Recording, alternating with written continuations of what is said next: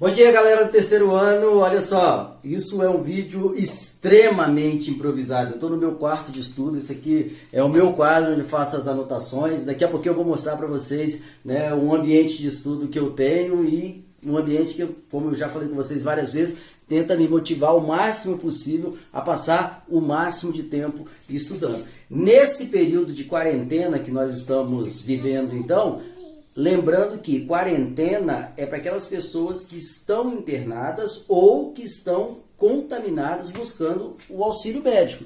Se você estiver em casa com suspeitas de sintomas, que pode estar com coronavírus, essas pessoas estão em isolamento, ou seja, elas não têm contato com um membro da família, elas não têm contato com pessoas de fora da família, então elas estariam numa espécie de confinamento. O que o governo orienta para a população em geral é o distanciamento, né, social, que é a tentativa que nós temos aí de fazer com que o vírus ele se propague numa velocidade menor. Então, mantendo a distância entre as pessoas, você acaba tendo uma barreira que é feita a partir do afastamento de uma pessoa da outra e, consequentemente, uma pessoa que esteja contaminada vai encontrar maior dificuldade em transmitir esse vírus. Essa é a proposta do governo, que esse distanciamento e pode se tornar um isolamento a partir do momento que as pessoas fiquem em casa e realmente não saiam, né, de casa.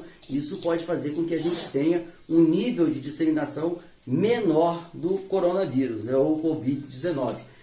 É um risco que nós corremos gigante, porque esse distanciamento, o isolamento da sociedade, de modo geral, das pessoas, dos indivíduos, acabou fazendo com que nós tivéssemos medidas mais drásticas, como decretos que determinam o fechamento de estabelecimentos comerciais. Então hoje nós temos shoppings, nós temos lojas de modo geral, os comércios considerados não essenciais estão fechados. Logo, o impacto na economia é gigantesco.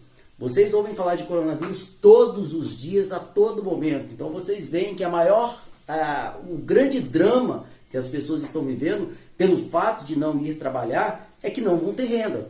Ou seja, se eu dependo de vender, eu não estou vendendo, eu não tenho renda, eu não vou ter lucro. Se eu dependo de trabalhar para ter salário, eu não estou trabalhando, consequentemente eu não vou ter renda. Isso vai fazer com que a gente entre no processo de crise econômica mais grave do que aquela que nós já estávamos vivendo. A nossa crise econômica estava associada ao setor produtivo, estava associada à deficiência da nossa moeda, ao número de desemprego que era bastante significativo e que, em função das medidas mais enérgicas para conter o avanço do coronavírus, podem se agravar.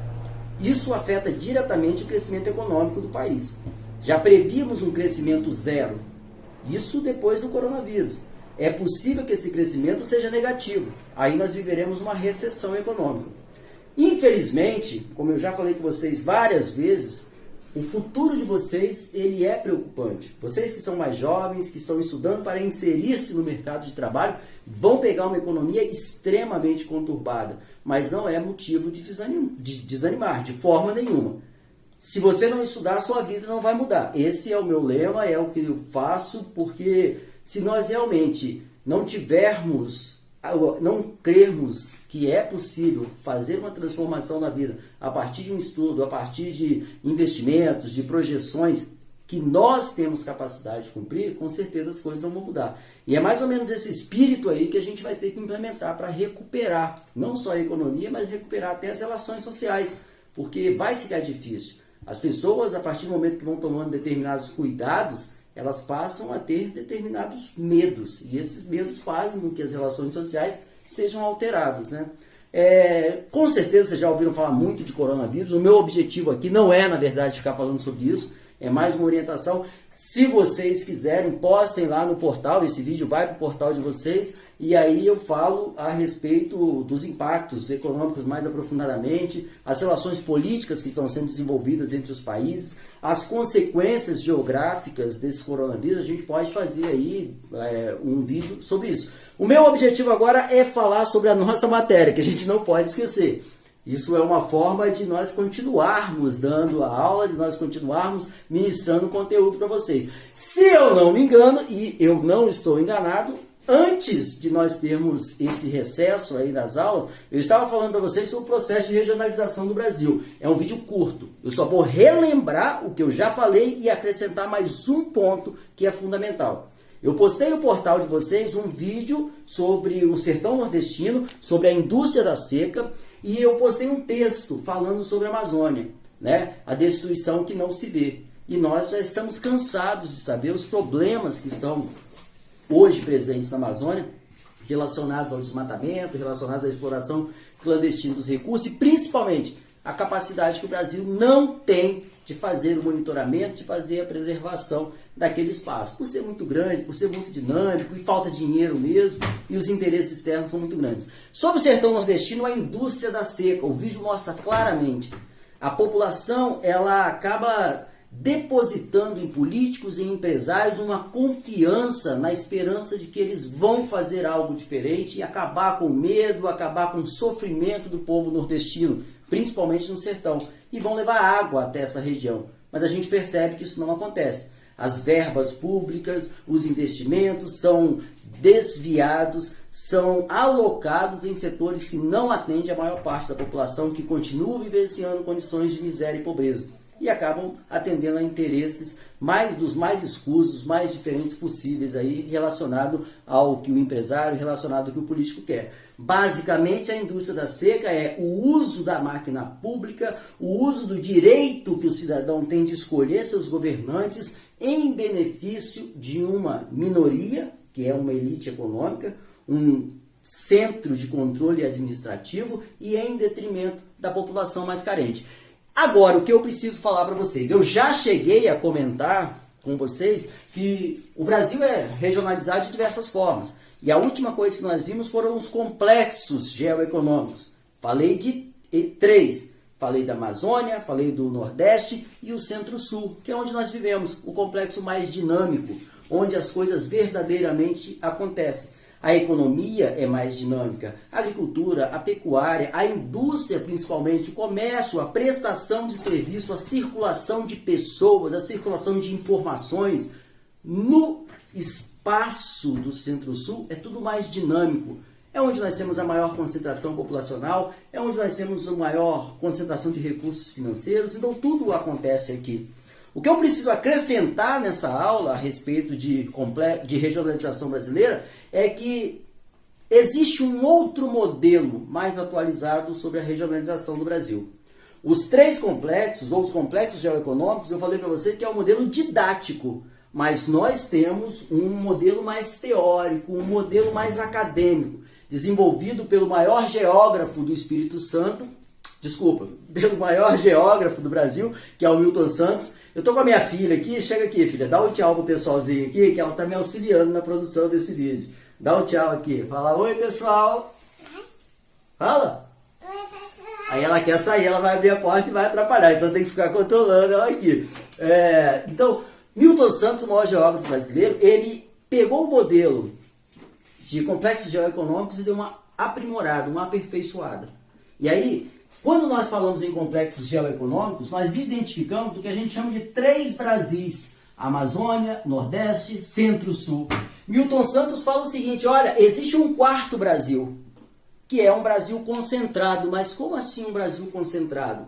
Na verdade, ele fala que dentro do complexo do Centro-Sul existem algumas regiões que são mais integradas que a outra, principalmente as regiões urbanizadas. Não é todo o Centro-Sul que é urbanizado, mas nós temos aqui algumas áreas que são destinadas à produção agrícola.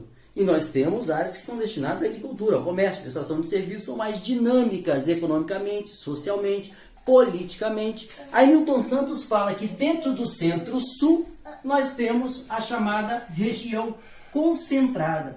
Então é possível identificar, na visão de Milton Santos, 4 Brasis. Os 3 Brasis dos complexos geoeconômicos, mais o 4º Brasil, que é a região concentrada.